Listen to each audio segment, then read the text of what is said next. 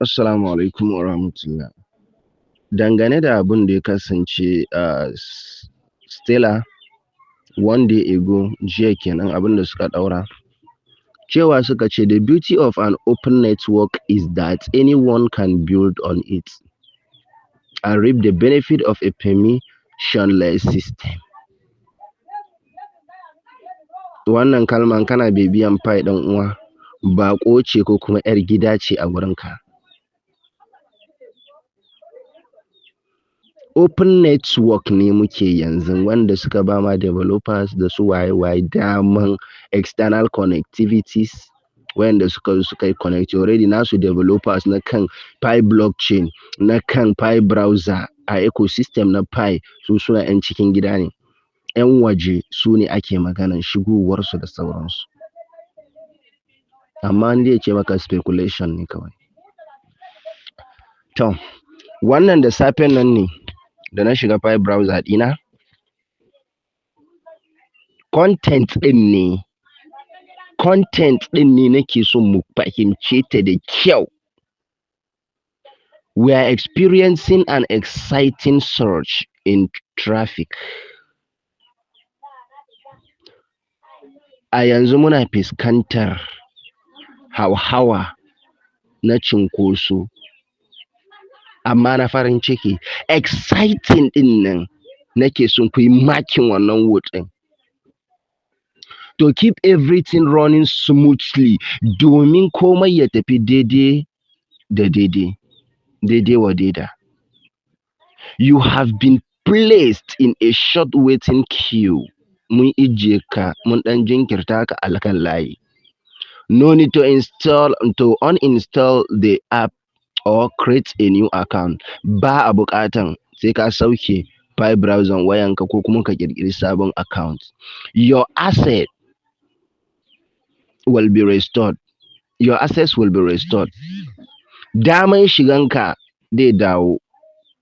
Thanks for your patience. Ku ji fa? Thanks for your patience. Su karan kansu sun san muna hankuri. And for being part of this amazing moment. Da kuma kasancewanka ɗaya daga cikin waɗanda suke wannan lokaci na al'ajabi, wannan lokaci na mamaki, wannan lokaci na bazata. Wannan fa kamar yadda na ce muku, pop-up ne da ya fito min akan menene Pi browser da na je log in. We are experiencing an exciting surge in traffic to keep everything running smoothly. You have been placed in a short waiting queue. No need to uninstall the app or create a new account. Your access will be restored. Thanks for your patience and for being part of this amazing moment. In ka taɓa ma, ko da wannan secondin ya ƙare, za su sake dawowa da kan try again. Allah ya kyauta. Allah ya ba mu mutuwa lafiya. Mu dai a koda yaushe muna ce mutane su yi hankuri. Su jira lokacin da aka ce maka an sake open net.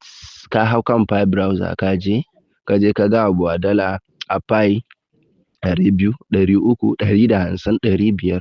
To daga wannan lokacin sai ka ce to wannan project ɗin fa ni baran iya jiranta ba.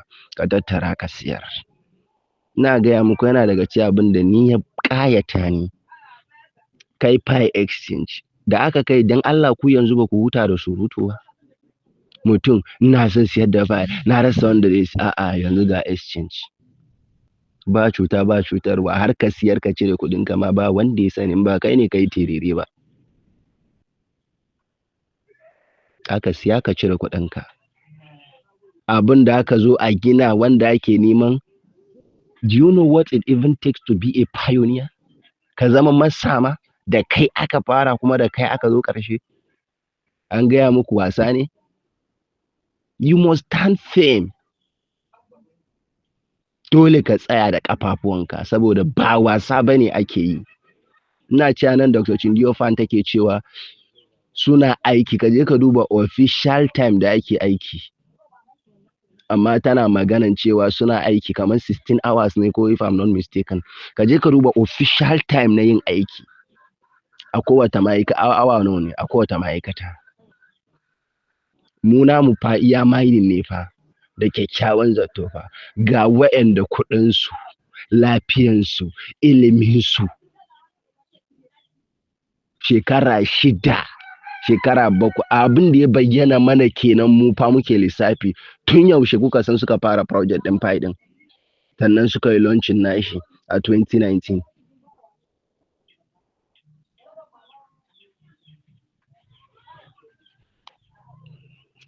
Allah ya sa mana juriya abin da muke nema kuma ya tabbatar mana, in suka zo kuma ya bamu ikon alkhairi da su. A maganan gaskiya dai idan mutane za su hankura su jira, su hankura su jira, su hankura su jira. Akwai lokacin da zai zo da abin da kake mining a yanzun sai ka yi da ka sanin ma da mutane suka san ma har ka haƙa shi ka tara. A da pioneers mahaukata ake ce musu, yanzu ana ce musu mahaukata. Yanzu iya abin da ake muƙabalanta shine GCV 31415.9,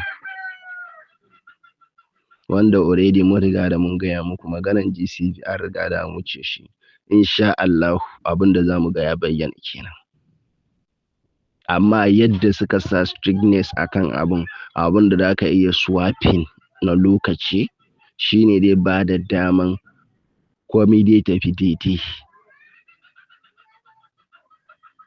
Allah ya kyauta, Allah ya taimake mu ya bamu cikakken nasara.